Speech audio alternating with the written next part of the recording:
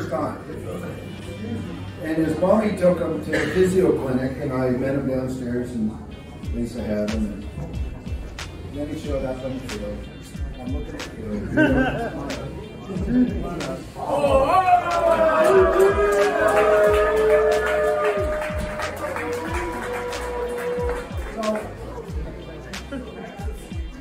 So I think you know, there's all kinds of different leaders out there. There's rowdy leaders and there's quiet, confident leaders. Okay, come on, guys, let me speak. And you know, this guy was poised. You know, when you get your opportunity to get on the field, you know, you had the guys behind it. And I thought I felt a real transformation in the team, and that was very good.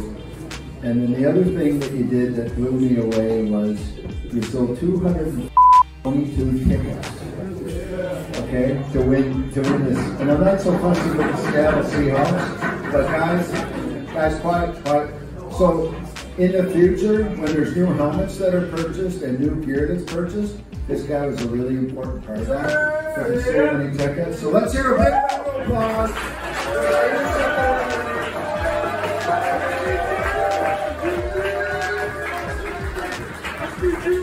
I'm very, very lucky to be able to present this leadership award.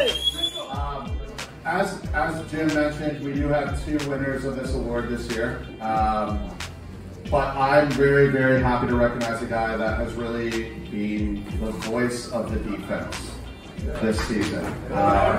This player showed up at the beginning of this year ready to roll. All right, he put the work in this off-season workout this year. He showed up as the fastest guy on the team, right? He repped out a ton on the bench. This guy was ready to go. All right. Now, as a defensive staff, we asked a lot of this player, right? We had a leadership meeting on the defense where we kept the captains a few times. We put it on these players. And the defense really rallied around this guy and the voice of this guy. So it's my pleasure to announce the 2023 Defensive MVP and 2023 Co-Leadership Award winner, Logan Miller.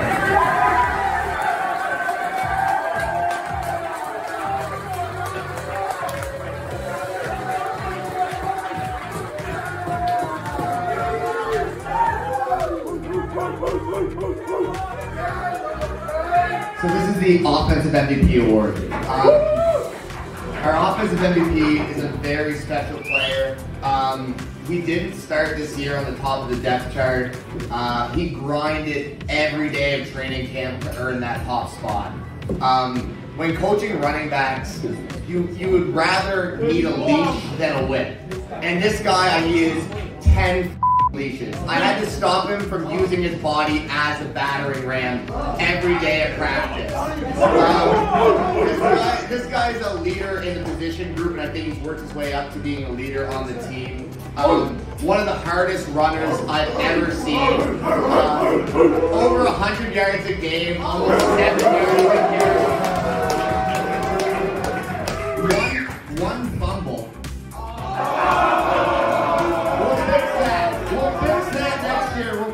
Next year.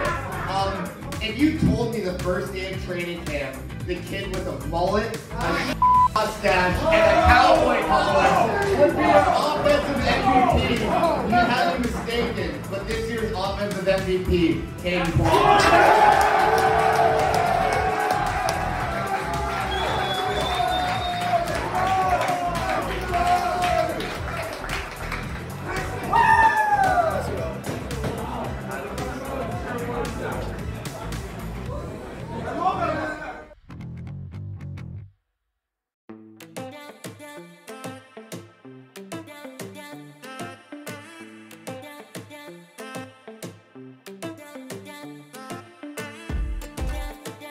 We're talking about the epitome of an offensive lineman. We're talking about somebody who's selfless, he's hardworking, he's never satisfied.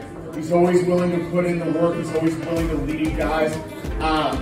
A dedicated leader, make sure that he does all the right things, all the right times. vocal leader, someone who's always willing to help, somebody who honestly is like a coach on the field for us. And it's been 3 years of the same. And I'm gonna be honest with you guys, I don't know what I'm gonna do without him in a couple of years from now. You know, it's sometimes I'll look over and he's teaching guys the same I've been teaching them, so it's very helpful. In terms of an offensive lineman, we're going to set the tone here just like we do every game with special teams. When we talk about a special teams MVP, we're looking for the guy that has the biggest impact on both sides of the ball. So whether that's receiving or whether that's kicking, it doesn't necessarily mean that it's the guy with the ball in his hands. It could be somebody who grinds every play, puts in a lot of hard work during practice reps, right? At the beginning of the season, we talk about how rookies can stand out, and special teams is an incredible opportunity for them to make a name for themselves, for them to show coaches what they've got, and for them to show that they can do it on the field every week, right? Every single week, this player set the tone for us on the field. He elevated the team's focus on the sideline. He had everybody engaged. I know there were 2 smacks at the beginning of the championship game. When you saw number 75.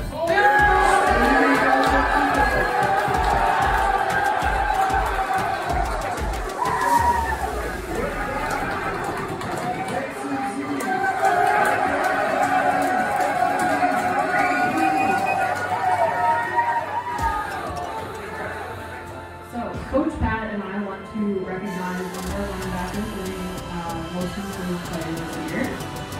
This guy came into a less than ideal situation, came in his senior year this year, but not on the top of our depth chart.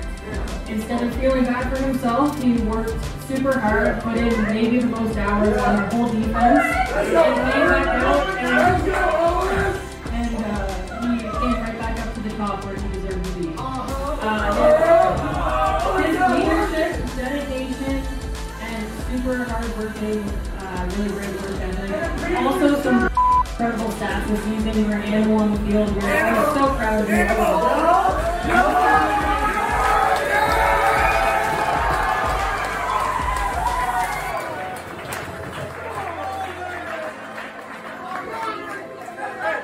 I'm doing the comeback player of the year, right? So, in terms of a guy who, you know, has been through a lot of adversity, has worked off every single day, has, you know, in 2021 coming off an injury, didn't play at all. 2022 come back, still kind of beat up a little bit, not fully there. You know, 2022 a little overweight. My boy was trying to play HVAC. But we're talking about a guy that he did everything that the coaches asked for, right? Played H-back, didn't want to play H-back, walked his off anyway. He was in the weight room with us every single day, and I don't know how much weight he dropped, like 20, 30 pounds before the season. He came out and was blocked the whole year. The guy blocks like crazy, catches some pretty sick touchdowns, throws some sick sellies around too. My boy Dave,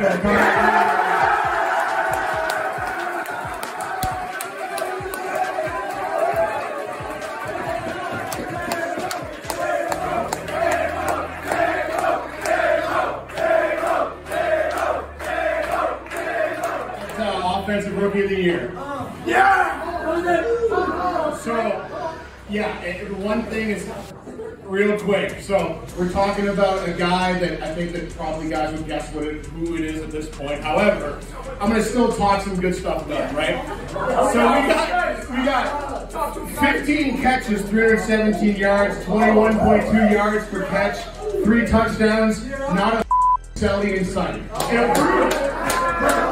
The guy T-posed in New Brunswick, brutal. Anyway, I had an absolutely legendary high school career in New Brunswick. I've been coaching in New Brunswick forever. People always talked about this guy, got Velcro hands, all this stuff since he was little, basically, in the coaching series. Everybody talked about him. Senior championship for my guy, 4 interceptions, 1 fumble recovery, and 2 receiving touchdowns in the senior championship. Before I announce the winners, I want to give a shout out to our offense. Like, Boys, we had a rookie quarterback, a rookie running back, Hayden Kwong. We had rookie right tackle, Garrett. We had a rookie right guard, Obi. We had a rookie W, Ben Coates. We had a rookie Y, Ethan Lord is the winner this year.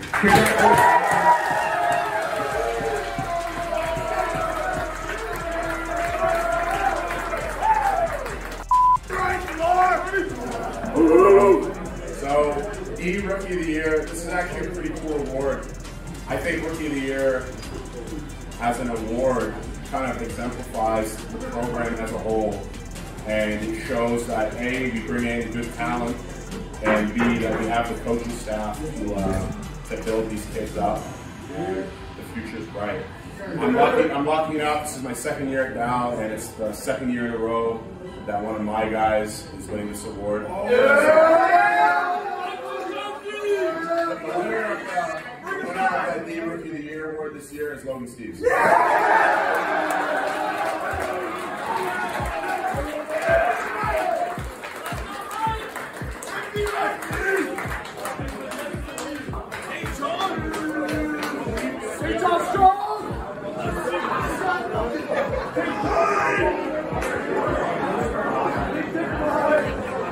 So this is this year's Coaches Award.